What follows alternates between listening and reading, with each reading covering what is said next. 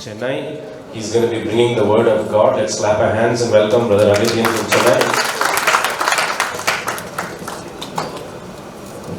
Praise the Lord.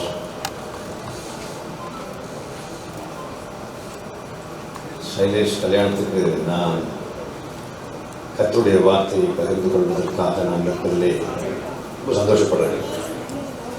நல்ல ஒரு பையனுடைய கல்யாணத்தில் கலந்துக்கிட்ட ஒரு சந்தோஷத்தில் உட்காந்துருக்கேன். எனக்கு கோயம்புத்தூரில் ரொம்ப பேர் தெரியும். But this boy is a different person. ரொம்ப ஹம்பிள் ஹார்ட்டட். ஒரு தன்னை பற்றி புகழ்ந்து எதுவும் இன்னைக்கு வரைக்கும் யாருக்கையும் பேசாத ஒரு ஹார்ட். அவரை பற்றி அபி சொன்னதை விடவும் ஒரு வார்த்தை நானும் கொஞ்சம் எக்ஸ்ட்ரா சொல்லிக்கிறேன். பிள்ளையோடையெல்லாம் நான் பேசும்போது நமக்கு தெரியும். அப்படி நாமத்துக்கு மகிமை உண்டாகட்டும். திருமணம் என்பது மனிதனால் உருவாக்கப்பட்டதல்ல. இது முதலாவது கர்த்தருடைய பிள்ளைகள் நான் புரிந்து கொள்ளுங்கள். ஒரு வியூவில் ஒரு ஆணுடைய தேவைகளுக்காக, பெண்ணுடைய தேவைகளுக்காக, அல்லது இரு வீட்டாருடைய தேவைகளுக்காக, குடும்பத்தின் வளர்ச்சிக்காக, சமுதாய வளர்ச்சிக்காக நாம் திருமணம் செய்கிறோம் என்பது உண்மையாக இருந்தாலும் the divine plan is something different. கடவுள் வேற ஒரு நோக்கத்தை வைத்திருக்கிறார். கடவுள் வைத்திருக்கின்ற நோக்கம் என்ன அப்படின்னா, அவருடைய பெயருக்கு புகழ்ச்சி கொண்டு வருவது, அவருடைய பெயருக்கு மகிமை சேர்ப்பது. அகிலாண்டத்தை படைத்த சர்வேஸ்வரன் எல்லா மக்களுக்கும் பொதுவானவராக இருக்கிறார். அந்த இறைவன் ஒவ்வொரு கல்யாண வீட்டிலையும் போய் பார்ப்பார். எதுக்கு தெரியுமா? கல்யாணத்தை பற்றி கல்யாணம் பண்றவங்களுக்கே ரொம்ப தெரியாது. ஆனா அதை இன்ஸ்டிடியூட் பண்ணிய கடவுளுக்கு தான் அதனுடைய மிக மிக முக்கியமான முக்கியத்துவம் தெரியும். கணவன் மனைவி. நான் திருமணம் செய்து எனக்கு 2 பசங்க இருக்காங்க. என்னுடைய மகன் டாக்டர் படிச்சுட்டு இருக்கிறாரு. என் மகள் 11th படிச்சுட்டு இருக்கிறாங்க. இதே போல ஒரு நாள் நானும் திருமணம் செய்யும் பொழுது எனக்கெல்லாம் அப்போ ரொம்ப விஷயங்கள் தெரியாது. ஆனால் எனக்கு அன்னைக்கு தெரியாத சில விஷயங்களை இன்னைக்கு நான் கற்றுக்கொண்டு இங்கே வந்து உங்களுக்கு நான் சொல்ல வந்திருப்பேன். கல்யாணம் அப்படின்னு சொல்றதுனுடைய மிக முக்கியமான ஒரு விஷயம் என்னன்னா, அதுதான் அன்பு. இந்த அன்பினுடைய சோர்ஸ் என்ன அப்படின்னா, அன்பை பற்றி ஒரு திரைப்படம் எடுப்பதன் மூலமாக நாம் அன்பை போதிக்க முடியுமான்னா ஒரு எக்ஸ்டெண்ட் வரைக்கும் நம்ம போதிக்கணும். அன்பை பற்றி ஒரு பாடல் எழுதி பாடுவதன் மூலமாக நான் அன்பை பெற்றுக்கொள்ள முடியுமா, கற்றுக் கொடுக்க முடியுமான்னா முடியும். அது ஒரு எக்ஸ்டெண்ட் வரைக்கும். அன்புள்ளவர்களாக ஒரு தம்பதியினர் வாழ்ந்து முடித்து விட்டார்களே, அது ஒரு ரோல் மாடல் அல்லவானா? எஸ், அதுவும் ஒரு குறிப்பிட்ட லெவல் வரைக்கும். ஆனால் அன்பு என்ற வார்த்தையினுடைய முழு உருவத்தையும் இந்த உலகில் வாழ்ந்த ஒரு பர்சனாலிட்டியில நாம் பார்க்க முடியும். அந்த பர்சனாலிட்டி பேர் தான் ஜீசஸ் கிரைஸ்ட். என்னுடைய கணக்குப்படி நானும் Karunya Institute of Technology, Karunya இப்பொழுது யூனிவர்சிட்டியாக இருக்கும், காருண்யா பொறியியல் கல்லூரியாக இருக்கும்பொழுது நான் காருண்யாவில் 2வது பேட்ச் மெக்கானிக்கல் இன்ஜினியரிங் படித்து முடித்து இப்பொழுது முழு நேரமாக இறை பணி செய்து கொண்டிருக்கிறேன். எனக்கு எங்கள் அப்பா அம்மா வச்ச பேர் அகஸ்டின், எங்கள் அப்பா பேர் ஜோசப், எங்கள் தாத்தா பேர் ஆண்டனி, எங்கள் தாத்தாவுடைய அப்பா பேர் சாமுவேல். ஆனால் எங்கள் அப்பா அம்மா எனக்கு அகஸ்டின்னு பேர் வச்சாலும் நான் அகத்தியன் என்று நான் எனக்கு பெயர் வைத்துக் கொண்டேன். அந்த விஷயம் கிறிஸ்தவங்களுக்கே ரொம்ப பேருக்கு தெரியாது. ஏன்னா நான் கர்த்தருடைய ஊழியத்துக்கு வந்த புதுசில் என்னுடைய இந்து நண்பர்கள் கொஞ்சம் பேர் கேட்டாங்க, சார் நாங்கள் எல்லாம் அவங்க சர்ச்சுக்கு வந்தால் நீங்கள் எங்களுடைய தமிழ் பேர் எடுத்துக்கிட்டு நீங்கள் இங்கிலீஷில் பேர் வச்சுருவீங்க, எங்களுக்கெல்லாம் தமிழில் பேர் வைக்கிற உரிமையை நாங்கள் கிறிஸ்தவர்களாக மாறும் பொழுது இழந்து விடுகிறோம் அப்படின்னு சொன்னோம். And that is the word which made me think. ரொம்ப என்னை யோசிக்க வைத்தது. நிஜமாகவே பரமாத்மா அகிலாண்டத்தை படைத்த அந்த சர்வேஸ்வரன் மனிதனுடைய இந்த மாதிரி லாங்குவேஜ் எல்லாம் மாற்றி விடுறதுக்காக வந்திருப்பாரா அப்படின்னு பார்த்தா, நான் பைபிள் ஆழமாக படிக்கும்போது அப்படி எதுவும் உருவாகும். அந்த மாதிரிப்பட்ட மாற்றத்தை உருவாக்குவதற்காக பரமாத்மா மனித வழியில் வந்து இவ்வளவு கொடிய ஒரு மரணத்தை அனுபவிக்க வேண்டிய தேவை. கிரைஸ்ட்னு சொன்ன உடனே நம்ம எல்லாரும் மனசுலையும் நச்சுன்னு தெரிகிறது என்ன அப்படின்னா, அவர் அடைந்த கோர மரணம். ஒரு தடவை தம்பி என்கிட்ட பேசும்போது, அண்ணா உங்க கடவுளையே போட்டு தள்ளிட்டாங்க, உங்களை எல்லாம் விடுவாங்களா, பார்த்துனே மண்ட பத்திரம்னு அப்படின்னு ரொம்ப நகைச்சுவையாக சொன்னாலும் கிண்டலாக சொன்னாலும் அது என்ன ரொம்ப யோசிக்க வைத்தது. இப்படி மக்கள் கிண்டல் பண்ணும் வடிவத்தில், அசிங்கப்படுத்துகின்ற வடிவத்தில் ஒரு கோர மரணத்தை, ஒரு வலி மிகுந்த மரணத்தை, ஒரு மன உளைச்சல் மிகுந்த ஒரு மரணத்தை அடைந்தால் தான் சாதிக்க முடியும் என்ற விஷயம் என்ன விஷயம் என்பதை அன்னையிலிருந்தே நான் யோசிக்க ஆரம்பித்தேன். ஏன் இப்படிப்பட்ட ஒரு மரணத்தை அடைய வேண்டும்னா, பைபிள் வைத்திருக்கிற அந்த வசனத்தை வாசியுங்கள். மாப்பிள வாசி, ரோமர் 5ஆம் அதிகாரத்துடைய 8வது வசனம். ரோமன்ஸ் சாப்டர் 5 and verse 8 வாசிங்க. ரோமர் 5:8. ரோமர் 5:8 நானே சொல்லிடுறேன். நாம் பாவிகளாய் இருக்கையில் கிறிஸ்து நமக்காக மரித்ததினாலே, நாம் பாவிகளாக இருக்கும் பொழுது அசுத்தமான, மோசமான, என்னால என்னையே ஏற்றுக்கொள்ள முடியாத ஒரு இருட்டான ஒரு டார்க்னஸுக்குள்ள நாத்தம் பிடிச்ச துர்நாற்றமான ஒரு வாழ்க்கை நான் வாழ்ந்து கொண்டிருக்கும் பொழுது, அந்த பவித்திரமூர்த்தி எனக்காக மரித்ததினாலே, நான் அடைய வேண்டிய தண்டனையை அவர் சிலுவையில் அடைந்ததினாலே, தேவன் நம்மேல் வைத்த தமது அன்பை விளங்க பண்ணினார். சர்வேஸ்வரன் மனுஷாளுக்கு மேல வைத்த பாசத்தை விளங்க பண்ணினார். மனுஷனுக்கு மேல பகவான் எவ்வளவு அன்பு கூர்ந்தார் என்பதை விளக்குகின்ற ஒரு அருமையான, ஒரு நிஸ்தூலமான ஒரு சம்பவம் தான் மனித வடிவில் வந்து ஒரு அதை விட மோசமான ஒரு மரணத்தை அடைய முடியாது என்று சொல்லும் அளவுக்குரிய ஒரு மரணத்தை அவர் மனிதன் அடைந்து காட்டியிருக்கிறார். எதுக்காக? நம்மே வைத்த பாசத்தை விளங்க பண்ணுவதற்காக. எதற்காக விளங்க பண்ண வேண்டும்? இன்னைக்கு நான் தம்பியுடைய மேரேஜுக்காக வேண்டி நான் தியானிக்கும் பொழுது ஒரு வசனத்தை கர்த்தர் எனக்கு வாசிப்பதற்கு தூண்டினார். எபேசியர் 5ஆம் அதிகாரத்துடைய 22 வாசிப்போம். எபேசியர் 5:22 வாசிப்போம். மனைவிகளே, மாப்பிள்ள கொஞ்சம் சத்தமா வாசி மாப்பிள்ள. நீங்க இது வரைக்கும் பயந்துருக்கலாம், இனி பயப்படவே கூடாது. ஐ ரிமெம்பர், கல்யாணம் நாகர்கோயில ஒரு பாஸ்டர் சொன்னாரு, கல்யாணம் பண்ணாதவர்களோ ஏகிறார்கள், பண்ணியவர்களோ சாகிறார்கள். அது ஏன்னா வாழ தெரியாம வாழ்றதுனால சாவு, டெய்லி சாவு அனுபவிக்கிறாங்க, சாகாம சாகுறாங்க. ஏன்னா வாழ தெரியல. நான் அதான் சொல்ல வரேன். இவங்க படிச்சிருக்காங்க, யூரோப்ல ஒர்க் பண்ணிட்டு இருக்காரு, அந்த அம்மாவும் கண்டிப்பா நீங்க 2 பேரும் சேர்ந்து ஒர்க் பண்ண போறீங்க, ஆண்டவர் பெரிய ஸ்தானத்துக்கெல்லாம் கொண்டு போவாரு. ஆனா எனக்கு டெய்லி படிச்சவங்களுக்கு இருந்து போன் வருது, படிச்சவங்களுக்கு போன் வருது. யூரோப்பில் இருந்தது, சேம் யூரோப்பில் இருந்தது America, where I'm calling from the United States of America அப்படின்னு 2 நிமிஷத்துக்கு உள்ளால பார்த்தா ஓ நம்ம மெட்ராஸ் பாணியில அழுகுறாங்க. ஆரம்பிக்கும் போது நல்லா தான், பிரிட்டிஷ் ஆக்சென்ட்ல சூப்பரா தான் இருக்குது. ஏமா என்ன ஆச்சுமான்னு கேட்டா, broken life. ஏன் தெரியுமா? ஃபார்முலா தெரியாமலேயே மேக்ஸ் டீச்சரா மாறிட்டாங்க.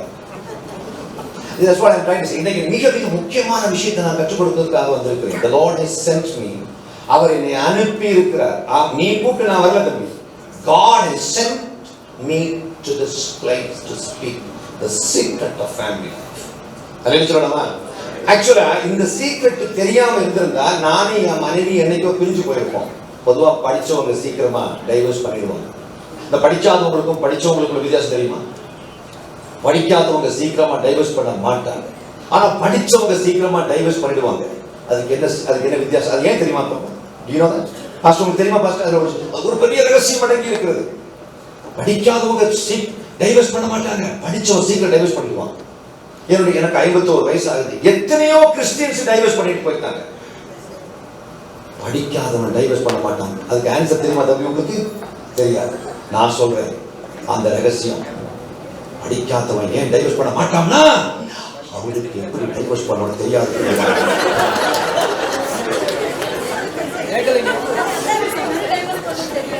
அதான் சொன்னாங்களா? ஒரு விஷயத்தை, ஒரு தப்ப பண்ண தெரியல ஆனதுனால நான் அந்த தப்ப பண்ணலன்னா நீங்க எல்லாம் யோகிய புருஷன் எல்லாம் ஒண்ணு கிடையாது.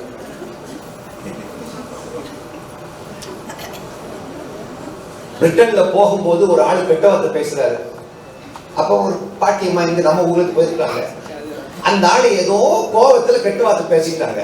இந்த அம்மா அப்படி செஞ்சு சொல்லிட்டாங்க, கேள்வி பேரை அவன் பயங்கரமா படிச்சவன், அந்த ஆள் உன்னை கெட்ட வார்த்தை பேசுனா, நீ கெட்டு வந்து கெட்ட வார்த்தை பேசுனா நல்ல வேலை, எனக்கு புரியல அப்படின்னு. சில விஷயம் நமக்கு புரியாம இருக்கிறது கூட நல்லதுதான். நான் என்ன சொல்றேன் அப்படின்னா, ஒவ்வொரு கணவனும் மனைவியும் கற்றுக்கொள்ள வேண்டிய மிக முக்கியமான பாடம் என்ன அப்படின்னா, இல்வாழ்வினுடைய மிக முக்கியமான எசன்ஸ் என்ன அப்படின்னா, அதை நம்ம பார்த்தோம் பார்த்தீங்களா, பரமாத்மா மனித வடிவில் வந்து இப்படிப்பட்ட ஒரு மரணத்தை அடைந்தால் தான் சாதிக்க முடியும் என்பது என்ன அப்படின்னா, தன் பாசத்தை விளங்க பண்ணி இருக்கிறார். சத்தமா அழிவு சொல்லுங்களேன். அப்படின்னு என்ன அர்த்தம்? அரோகராங்கிற வார்த்தைக்கு என்ன அர்த்தம்னு அவ்வாளுக்கு தெரியாது, அல்லேலூயாங்கிற வார்த்தைக்கு அர்த்தம் என்னன்னு இவ்வாளுக்கு தெரியாது. அல்லேலூயான்னா ஹalleluya, அதாவது படைத்த பரமாத்மாவுக்கு எல்லா புகழ்ச்சியும் வந்து சேரட்டும் அப்படின்னு நம்ம சொல்றோம் ஒவ்வொரு வாட்டி ஹalleluya சொல்லும்போது. அவர் நாம் பாவிகளாக இருக்கும் பொழுது அவர் நமக்காக உயிரை கொடுத்தார். இப்ப அப்படியே பேசி திரும்ப வாசிப்போம். 22 வாசிங்க. மனைவிகளே கர்த்தருக்கு கீழ்ப்படிகிறது போல. இது மிக முக்கியமான விஷயம். மனைவிகள் கர்த்தருக்கு கீழ்ப்படிவார்கள். அம்மா எங்கம்மா போறீங்க? ஐயா கோழியத்து நிமித்தமாக கடந்து போறபதே. அம்மா எங்க போறீங்க? சர்ச்சுக்கு போறபதே. வீட்டுக்காரர் சொன்னீங்களா? கொண்டு வரபதே. ஆக சொல்றார், மனைவிகளே நீங்கள் கர்த்தருக்கு கீழ்ப்படிகிறது போல உங்க வீட்டுக்காரருக்கு கீழ்ப்படியுங்கள். இப்ப கொஞ்சம் பேர் கிடைக்கிறீங்க, சார் இந்த விஷயம் தெரிஞ்சிருந்தா என் பொண்டாட்டிகிட்ட எப்பவுமோ இதை சொல்லி படைக்கலாமே. That is also wrong. அதை வந்து கட்டாயப்படுத்தி கீழ்ப்படிய வைப்பதல்ல. ஃபார்முலா பின்னாடி வந்து பாருங்க. தொடர்ந்து வாசிங்க. ஒரு மைக் கொடுங்களேன், ஒரு மைக் கொடுங்க. கிறிஸ்து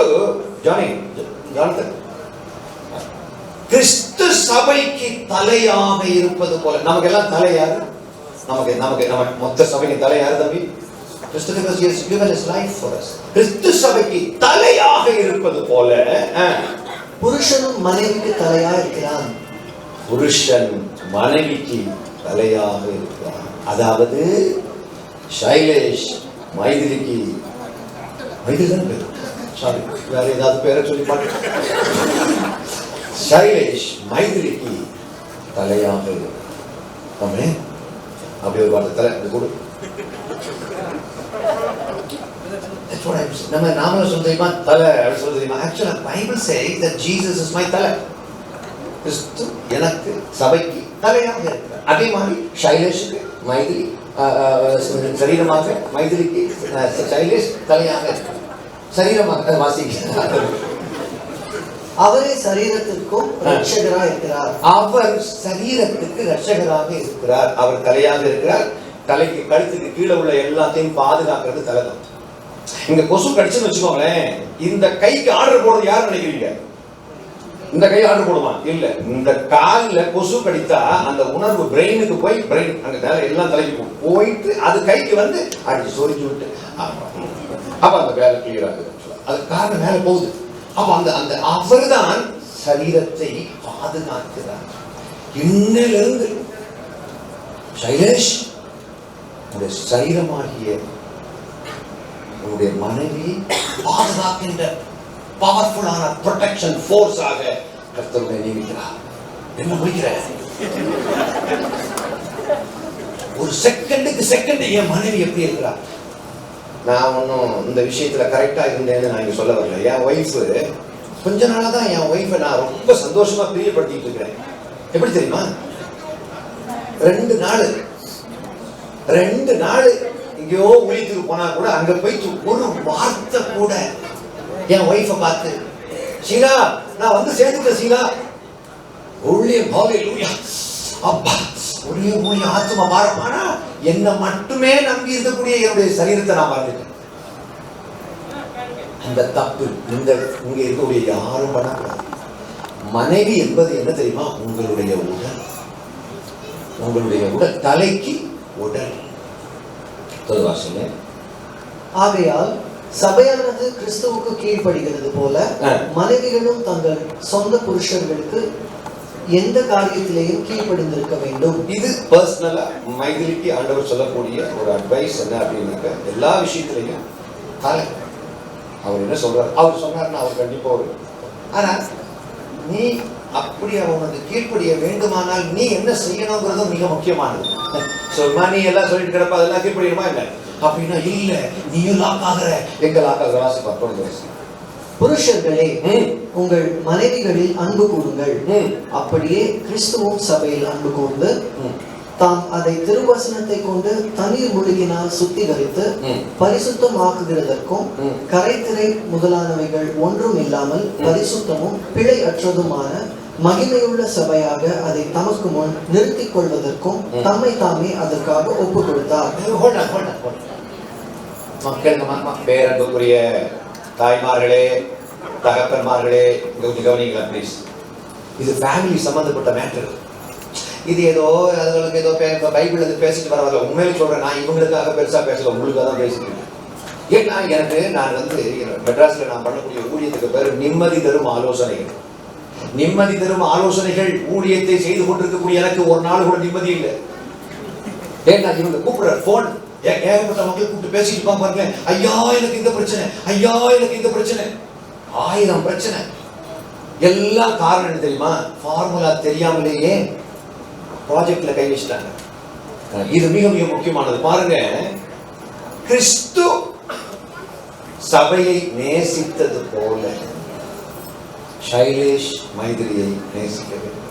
அல்லேலூயா, அல்லேலூயா, அல்லேலூயா. கிறிஸ்து சபையை நேசிக்கும் போது எப்படி நேசித்தா தெரியுமா? எப்படி நேசித்தா நினைக்கிறீங்க? கண்டிஷனே இல்லாத அன்பு, கண்டிஷனே இல்லாத அன்பு. சபைக்கு மேல கிறிஸ்து வச்சிருந்த அன்பு, கடைசியில் அந்த அன்பினுடைய வெளிப்பாடு, அந்த அன்பினுடைய உச்சக்கட்டத்தை எங்கே நிரூபிக்கிறார் ஐயா? ராதாகிருஷ்ணன் ஐயா சொல்லுங்க. அந்த அன்பினுடைய உச்சக்கட்டத்தை எங்கே வெளிப்படுத்துகிறார்? சிலுவை மரணத்திலே அவர் எவ்வளவு பாசம் உள்ள என்பதை வெளிப்படுத்துகிறார். நான் கோயம்புத்தூர் தமிழ்ல பச்சையா சொல்றேன் கண்ணு, மைதிலிக்கு மேல உசுரையே வச்சிருக்கணும்னு அவர் சொல்ல வர்றாரு. இது நான் சொல்ல கண்ணு கேட்க சொல்றாரு. அவர் எப்படி நேசித்தாரோ அதே மாதிரி நீங்க மைதிலியை நேசிக்கணுமா? உள்ள சைலேஷ் யோசிக்கணும், இதெல்லாம் எப்படி பெற முடியும்? முடியாத விஷயத்தை எல்லாம் கடவுள் தோல்ல வைக்க மாட்டார். நம்மளால தூக்கி சுமக்க முடியாத ஒரு சுமையை நம்ம தோல்ல வைக்க மாட்டார்.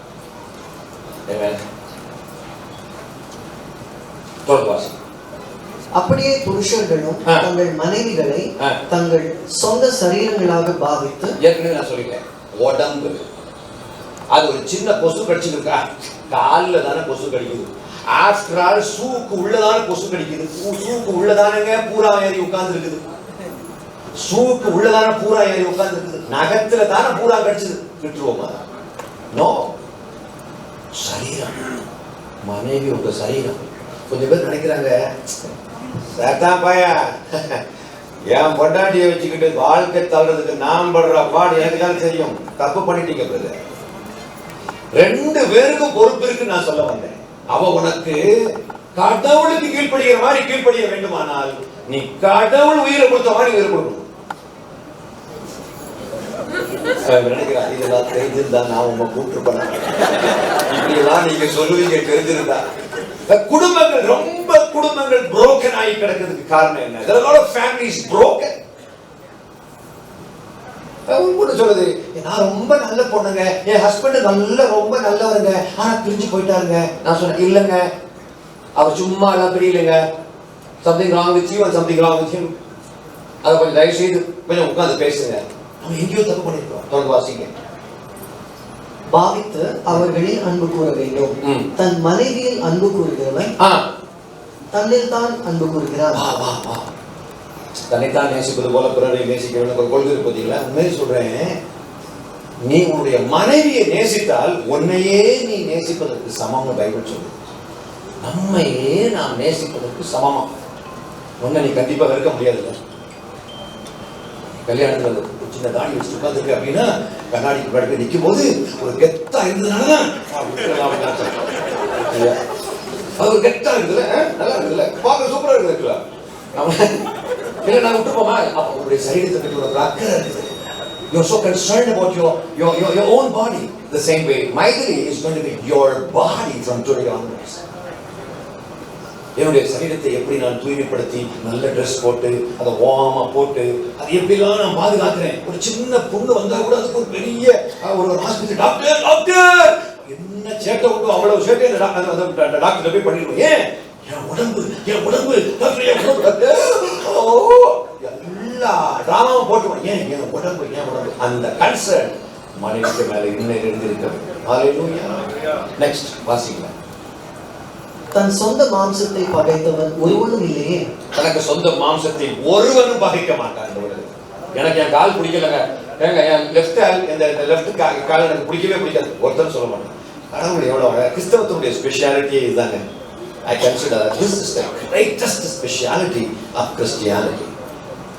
கடவுள் கணவன் மனைவி யார் கூட கம்பேர் பண்றது தெரியுமா? தேவகுமாரனுக்கும் சபைக்கும் இடைப்பட்ட உறவுக்கு கணவன் மனைவி உறவு அழகாக அவள் தார்மீகமாக இணைக்கிறார். வாசிங்க. கர்த்தர் சபையை போஷித்து காப்பாற்றுகிறது போல, கர்த்தர் சபைக்கு உணவளித்து பாதுகாப்பது போல ஒவ்வொருவனும் தன் மாம்சத்தை போஷித்து காப்பாற்றுகிறான். நாம் அவருடைய சரீரத்தின் அவயவங்களாயும் அவருடைய மாம்சத்திற்கும் அவருடைய எலும்புகளுக்கும் உரியவர்களாயும் இருக்கிறோம். இந்த சாப்டர் ஃபுல்லா நீங்க வாசிச்சு பாத்தீங்கன்னாக்கா ரொம்ப அழகா இருக்கும். நல்ல ஒரு chapter, 5th chapter of Ephesians. ரொம்ப நல்லா இருக்கும். மனிதன் தனிமையாக இருப்பது நல்லதல்ல என்று கண்டு திருமணத்தை மனுஷனுக்கு கொடுத்தது மனிதன் அல்ல, கடவுள். எதற்காக அப்படின்னா, கடவுள் எவ்வளவு அன்புள்ளவர், பரமாத்மா எவ்வளவு பாசமுள்ளவர் என்பதை மனுஷனுக்கு சொல்லி புரிய வைக்கக்கூடிய ஒரு அருமையான ஒரு சந்தர்ப்பம் தான், பகவானுக்கு கிடைத்த ஒரு சந்தர்ப்பம் தான் கல்யாணம். மனிதனை படைத்தது அன்பினால தான் படைச்சாரு. ஆனா அதனுடைய வெளிப்பாடு எங்கே வெளிப்படுகிறது? அந்த கணவனும் மனைவியும் அன்போடு வெளிப்படும். D minor. நான் ஒரு பாட்டு கடைசியா எழுந்த ஒரு பாட்டு, ஒரு ஸ்டான்ஸா, இயேசு கிறிஸ்து உயிரையே கொடுத்தார், எனக்காக உயிர் தந்த புராண நாயகான்னு பாடியிருக்கேன். எனக்காக உயிர் தந்த புராண நாயகா, குற்றம் ஏதும் செய்யாத புருஷோத்தமா. இயேசு கிறிஸ்துவை புருஷோத்தமன் என்று நான் அழைக்கிறேன். காரணம், புருஷர்களிலே உத்தமன். எனக்கு தெரிஞ்சு என்னிடத்தில் பாவம் உண்டென்று உங்களில் யார் என்னை குற்றப்படுத்த கூடும் என்று சொன்னாரே, அவர்தான் சாட்சாத் புருஷோத்தமன். அல்லேலூயா சொல்லலாமா? சத்தமா சொல்லுங்களேன். என்ன வேணா என்ற குறையா சொல்லுங்க, அதெல்லாம் குறையாக இருக்காதுன்னு ஓப்பனா சேலஞ்ச் பண்றார். ஏன்னா அவர் முழுவதும் அன்பால் நிறைந்திருந்தார். God is love. Normally people say God is love. God is love. How many times you might have spoken that word? Many times. God is love. நாளைக்கு வந்து God is love னு சொல்லிட்டு இருந்தவன் God is love னு சொல்லணும். Shailesh is love. அப்படின்னா அவ சொல்ற மாதிரி நீ வாழ்ந்தேன்னா ஒரு வார்த்தை கூட எக்கு தப்பா பேசாம அப்படியே உனக்கு அவள் கீழ்ப்படிவாள். இல்லைன்னா ஹாய் பாய்.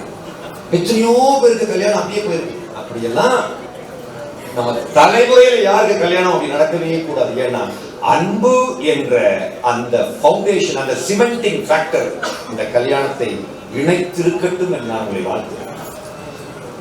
சத்தமா ஒரு சொல்ல பார்க்கலாம். பொறுமை மிக மிக தேவையானது. நாம எவ்வளவு பொறுமையா இருக்கோங்கிறதெல்லாம் அப்பா அம்மா கூட வாழ்ந்துட்டு இருக்கும் போது, சைலேஷ் வந்து அப்பா அம்மா கூட வாழ்ந்துட்டு இருக்கும் போது நீங்க எவ்வளவு பொறுமைசாலிங்கிறதெல்லாம் அவங்க அப்பா அம்மா சாட்சியே கொடுக்க மாட்டாங்க.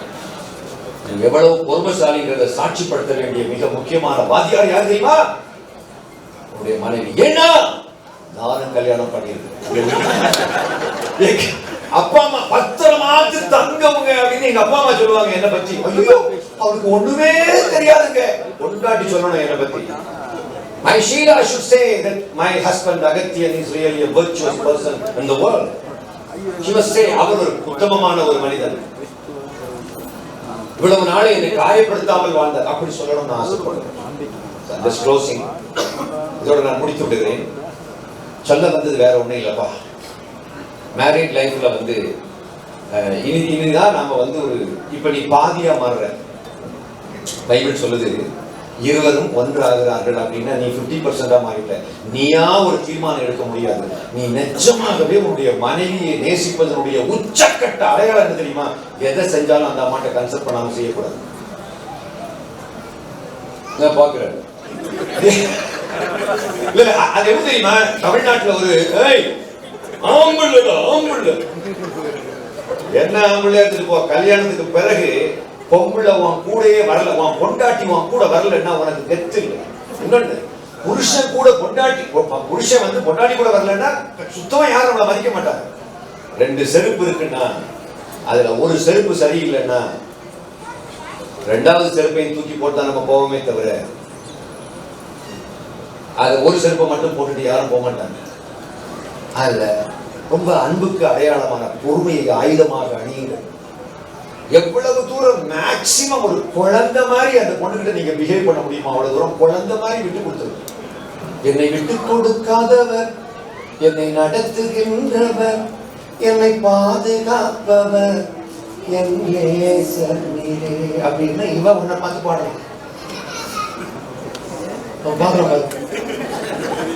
உன்னை பார்த்தா நான் சொல்றேன் அல்லேலூயா. என்னை விட்டு கொடுக்காதவர். நம்ம எல்லாம் சும்மா விட்டு கொடுத்து பேசிக்கிறோம் தெரியுமா? அதுவா இது கிறிஸ்தவர்களின் விதிவிலக்கு அல்ல. கிறிஸ்டியன்ஸ் வாழ்ந்து பொறுத்திருக்கிற வளர்ந்தவங்களா இல்ல. Sometimes you know they use very unparliamentary word in the family life. I've seen a lot of people, they call me and talk to me. ரொம்ப பேர் என்ன கூப்பிட்டு பேசுவாங்க. ஐயா இந்த பொண்ணு பாஸ்டருடைய மகன் கல்யாணம் பண்ண ஐயா, நான் படுற பாடு எனக்கு தாயா தெரியும். அழுகுறாங்க literally. they don't know how to speak even. நல்ல நல்ல வார்த்தைகள், எவ்வளவோ வார்த்தைகள் பைபிள் இருக்குது. அப்படிப்பட்ட வார்த்தையெல்லாம் பேசலாமே. என் உத்தமியே, என் பிரியமே அப்படிதான் சொல்றேன். சொல்லக்கூடாது. நான் முன்னாடி அந்த காரணம் சொல்லியிருக்கிறேன். அந்த ஒரு ஹஸ்பண்டுக்கு காஃபியை கொண்டு கொடுக்கும்போது எனக்கும் காஃபி வருது, ஹஸ்பண்டுக்கு காஃபி வருது. அந்த ஹஸ்பண்டுடைய ஒய்ஃப் பாஸ்டர்மா அப்படி போயிட்டு அம்மா அந்த காஃபி எடுத்து சொன்னா காஃபி கொண்டு வந்தாச்சு, என்கிட்ட காஃபி வருது, பாஸ்டர் காஃபி எடுத்துக்கோங்க அப்படி. புருஷன் கிட்ட காஃபி கொண்டு போகும்போது அப்படியே இருக்கக்கூடாது. அல்லேலூயா சொல்லலாமா? we need to be so much careful. இந்துக்கிட்ட போய் நீங்க எல்லாம் கிறிஸ்டினா வாங்க, எல்லாரும் இயேசு கிட்ட வாங்க அப்படின்னா அவங்க சொல்லுவாங்க நீ மூடிக்கிட்டு போங்க. நீ யாருக்கும் உபதேசம் பண்ண தேவை கிடையாது. இங்க பல ஜாதி மக்கள், பல மதத்து மக்கள் வந்திருக்காங்க. யாரையும் மதம் மாற்றம் பண்றதுக்காக பகவான் எங்கேயும் சொல்லல. ஆனா மனமாற்றம் செய்யும்படிக்கு அவர் சொல்லியிருக்கார். மனசு மாறணும்னு அவர் எதிர்பார்க்கிறார். நான் ஒண்ணு சொல்றேன், ஃபிளைட்ல ஏறி உட்காரும் போது சைலேஷ்க்கு நினைப்பு வந்துச்சு. அந்த இந்த சைலேஷும் மைதிலியுமாக வாழக்கூடிய வாழ்க்கையை பார்த்து அந்த 2 ஃபேமிலியோட எல்லாருமே ஒரு ஆள் விடாம இதுதான் மேரேஜ். இந்த மேரேஜுக்கு ஸ்டிக்கிங் ஃபேக்டரா இருக்குது இல்லையா, அதுதான் உண்மையான அன்பு. அந்த அன்புக்குரிய இயேசுவை என் குருநாதனாக, என் வாழ்க்கையின் இரட்சகராக நான் ஏற்றுக்கொள்ள நான் ஆசைப்படுகிறேன் என்று சொல்லும் அளவுக்கு இணைந்தே அன்போடு வாழ வேண்டும் என்று வாழ்த்தி நான் விடைபெறுகிறேன். அல்லேலூயா சொல்லலாமா? ஒரு சின்ன ஒரு குட்டி பிரார்த்தனை.